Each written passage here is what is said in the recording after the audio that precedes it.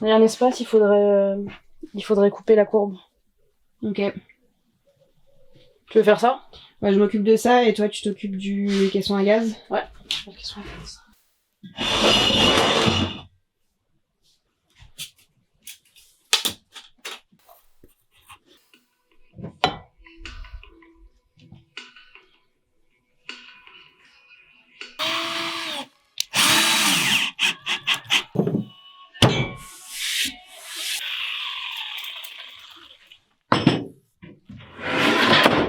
Voilà ce que ça donne.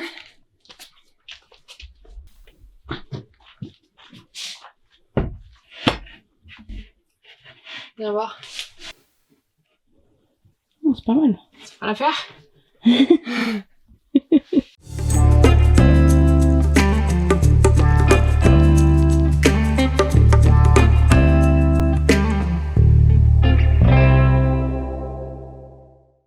Bienvenue dans l'épisode 10. On va s'attaquer à la cuisine, aux meubles de la cuisine. Une fois n'est pas coutume, on a fait un plan 3D sur SketchUp.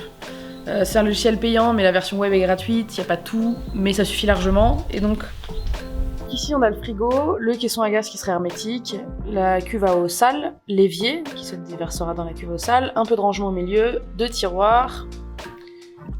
En haut, on a la plaque à gaz, toujours l'évier et le petit mitigeur qui va être là. Donc là, on va aller à Leroy Merlin chercher toutes les planches de bois qui nous manquent. Donc là, on est en train de faire un peu le tri. Et aussi acheter le mitigeur. Voilà. On est revenu de Leroy Merlin, on a découpé nos planches de bois. Et en gros, voilà la cuisine. Donc tout tient en équilibre pour le moment. Mais on a les renforts, on a la division entre le frigo et là, il y a le caisson à gaz. Donc voilà, au-dessus, il y aura des tiroirs. Mais voilà à peu près ce que ça va donner, donc on va adapter un peu tout ça et tout assembler.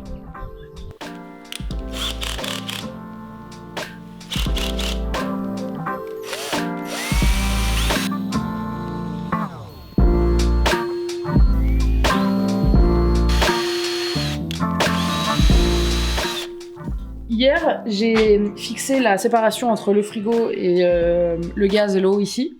Maintenant que ça c'est fait, on peut s'attaquer au tiroir au-dessus. Il va y avoir un tiroir là, un tiroir là. Et donc en fait, il faut qu'on fixe ces séparations qui vont nous permettre de dessus mettre les rails pour ouvrir et fermer le tiroir.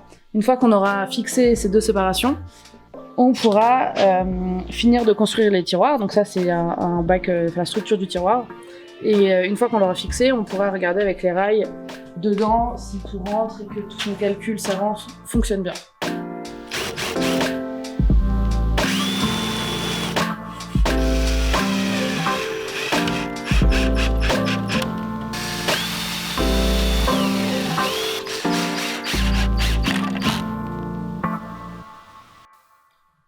Voici notre premier tiroir qui est prêt à être assemblé.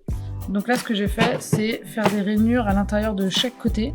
Les rainures sont 1 cm du bord et elles font 5 mm de largeur pour mettre le fond en fait, des tiroirs qui fait 5 mm d'épaisseur. Et ça permet à ce que le fond soit tenu de tous les côtés et que ce soit un peu plus... ça permette plus de charge sans que ça se casse parce que j'avais peur que si je mettais le fond juste par en dessous, qu'il s'arrache si je mettais un truc trop long. Donc là, c'est plutôt pas mal.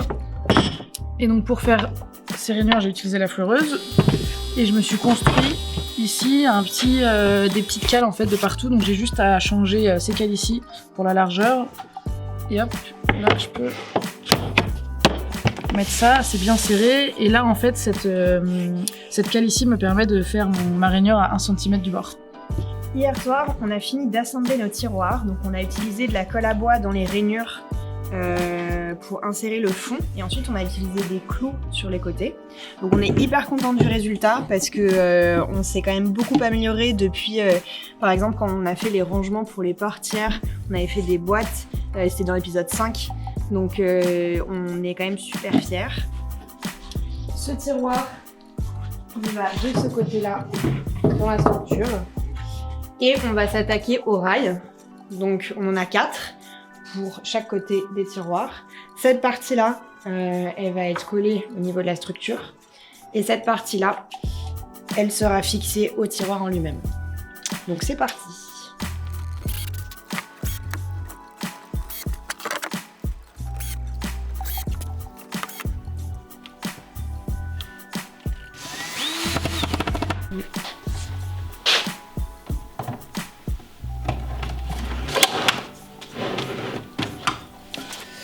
Donc voilà, les 2 tiroirs sont fixés.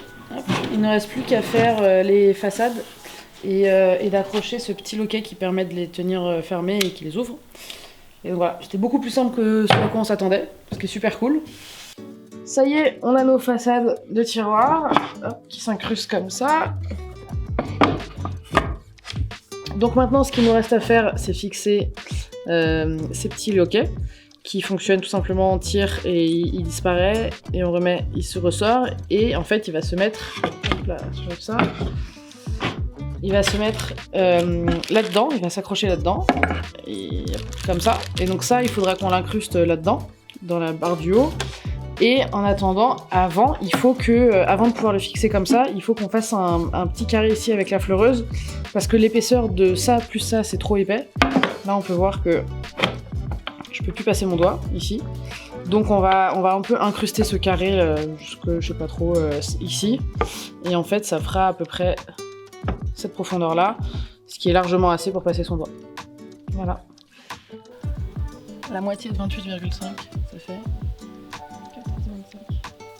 Bon, ça y est, on a fini d'installer les poignées. On est juste allé un peu trop bas ici parce qu'on avait, j'avais oublié que ça dépassait ici. Pour tenir cette façade, on a mis 2 vis. Je vais peut-être en rajouter une, mais pour l'instant, ça a l'air plutôt de tenir. Et donc maintenant, pour installer ça, il faut que je sache exactement où est-ce que ça va. Et donc, petite technique. On va mettre du feutre.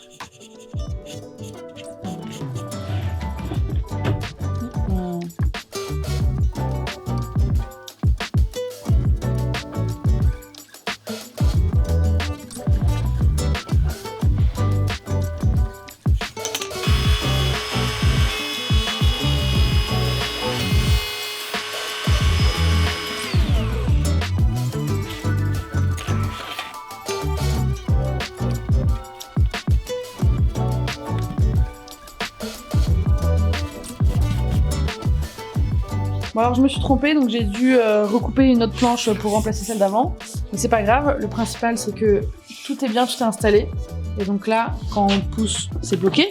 Mais quand on tire et qu'on ouvre le mécanisme, ça s'ouvre. Et quand on referme, faut bien écouter le bruit le plus satisfaisant.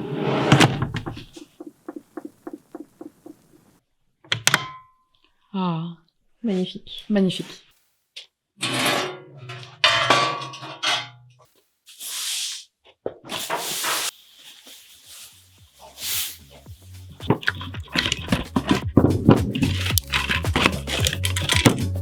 Alors maintenant qu'on a tout assemblé, on va tout défaire pour pouvoir tout repeindre. Et on a un peu la flemme de peindre tout ce meuble au rouleau.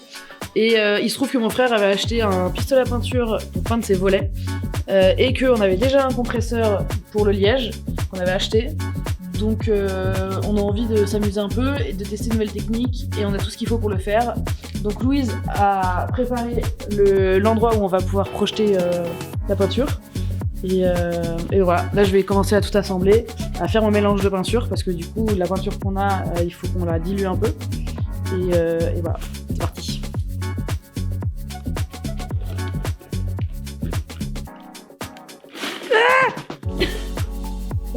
Bon ça fonctionne pas parce que bon déjà c'est tombé, mais en dehors de ça, en fait ça traverse pas du tout. Et là ce qui tombe, c'est parce que ça l'a percé plus qu'autre chose.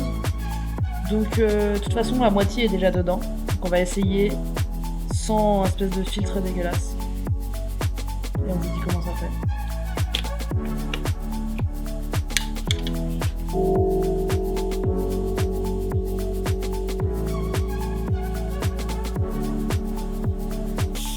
Il y a mis de la peinture invisible, c'est normal.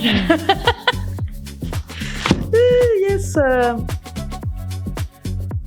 Bon, deuxième essai, on a rajouté de l'eau pour diluer un peu plus.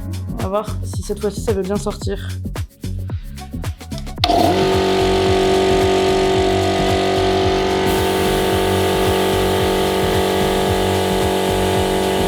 Quatrième essai.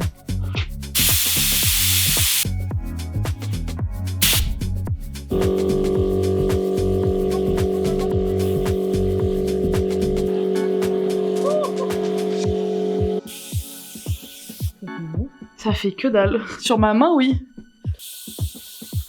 Si je reste 3000 plombes, il y a ça. On n'a pas réussi à bien faire fonctionner le pistolet à peinture, comme vous avez pu voir. En fait, le résultat était beaucoup trop délavé et ça aurait pris beaucoup trop de temps. Donc, on va devoir faire la peinture au rouleau et au pinceau. Donc, je vais m'atteler à cette tâche. Pour ça, on a enlevé tous les tiroirs.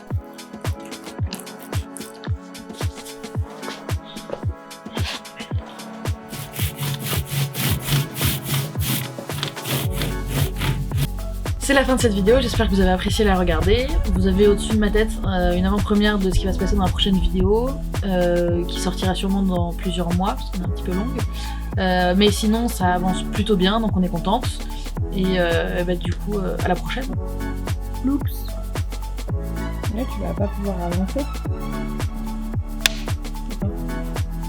Tu veux faire ça? Oui, essaye de faire ça.